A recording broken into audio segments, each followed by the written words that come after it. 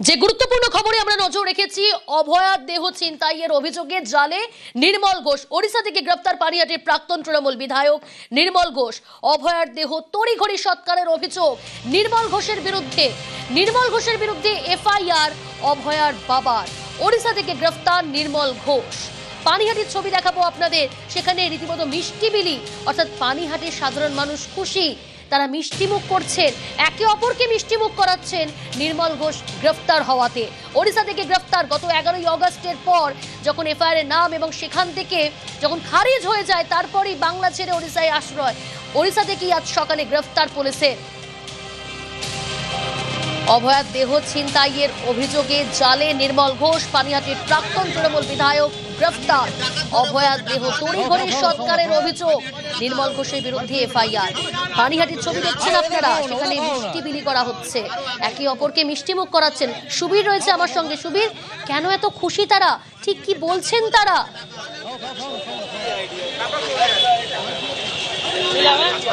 দেখো, অভয়ার মৃত্যু বিচার থেকে শুরু করে 15 বছর ধরে পানিহাটি বিধানসভাতে যেভাবে প্রাক্তন বিধায়ক নির্মল ঘোষ এবং তার যে সিন্ডিকেটের যে অত্যাচার, সেই অত্যাচারের ঘটনায় কিন্তু অভিযুক্ত ছিল কিন্তু এরা, এবং যখন এদের নামে বিভিন্ন সময় বিভিন্ন অভিযোগ জমা পড়ে থানাতে, তুমি দেখতে পাচ্ছ ইতিমধ্যেই কিন্তু যারা বিজেপি কর্মী তারা কিন্তু ইতিমধ্যে এখানে কিন্তু স্লোগান দিচ্ছেন দেখতে পাচ্ছ, এবং সেই জায়গা থেকে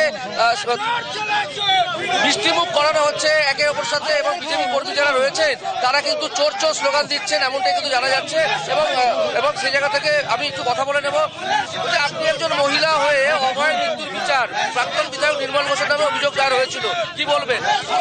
আমরা চাই আরো মাথা ধরা পড়ুক, প্রাক্তন মুখ্যমন্ত্রী মমতা বন্দ্যোপাধ্যায় ধরা পড়ুক, কারণ উনার নির্দেশেই আজকে আমাদের প্রাক্তন বিধায়ক তার অভয়ের।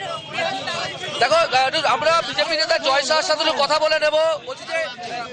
আজকে পানিহাটির জন্য একটা অত্যন্ত খুশির দিন।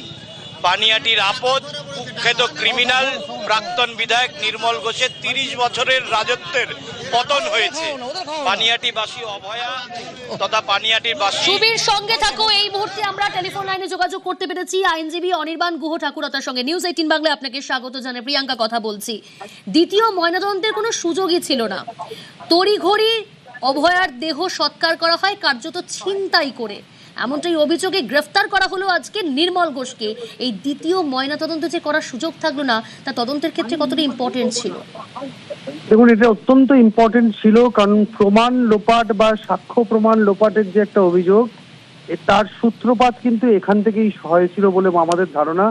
কারণ এই মামলার মূল বিষয়বস্তু হচ্ছে যে বেশ কিছু সাক্ষ্য প্রমাণ লোপাট হয়েছে বা এখানে অফেন্ডারদেরকে স্ক্রিন করার একটা চেষ্টা করা হয়েছে। সেখানে এই ময়না তদন্তের ভূমিকা সেটা অত্যন্ত গুরুত্বপূর্ণ ছিল, এবং আমরা এই যে দেখেছিলাম বা আমরা জেনেছিলাম যে তড়িঘড়ি একটা ময়না তদন্ত করা হচ্ছে, সেই ময়না তদন্ত কতটা নিখুঁত হয়েছে সেটা কিন্তু একটা প্রশ্নের চিহ্ন থেকে যায় তাতে। এবং ময়না তদন্তের ভূমিকা একটা ক্রিমিনাল ট্রায়ালে অত্যন্ত গুরুত্বপূর্ণ, কারণ ময়না তদন্ততেই বোঝা যায় কজ অফ ডেথ বা মৃত্যুর কারণ।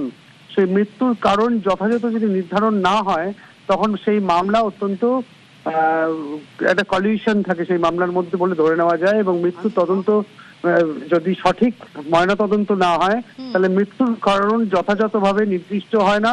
এবং আততায়ীদেরও অনেক ক্ষেত্রে বিভিন্ন রকম সায়েন্টিফিক এক্সামিনেশনের মাধ্যমে ময়না তদন্তের সময় বেশ কিছু চিহ্ন বা বেশ কিছু ছাপ এইগুলো দেখে আততায়ীদেরকে চিহ্নিতকরণের বহু সায়েন্টিফিক প্রক্রিয়া এখন শুরু হয়েছে বা ইন্ট্রোডিউসড হয়েছে, যেক্ষেত্রে আততায়ীকেও প্রকৃতভাবে চিহ্নিতকরণের জন্য ময়নাতদন্ত প্রকৃতভাবে এবং সঠিকভাবে অত্যন্ত গুরুত্ব দিয়ে ময়নাতদন্ত করা অত্যন্ত গুরুত্বপূর্ণ। তো সেটা এক্ষেত্রে একটা অভিযোগ ছিল বলে আমরা শুনেছি যে ময়নাতদন্ত সঠিক হয়নি বা ময়নাতদন্ত অত্যন্ত তড়িঘড়ি হয়েছে। দ্বিতীয়বার ময়নাতদন্ত করার সুযোগ পাওয়ার আগেই দেহ দাহ হয়ে যায়। তো এইগুলো অত্যন্ত গুরুত্বপূর্ণ, এবং ময়নাতদন্ত যদি প্রকৃত না হয় তাহলে অবশ্যই কিন্তু সেখানে একটা সন্দেহ থেকে যায়। ধন্যবাদ।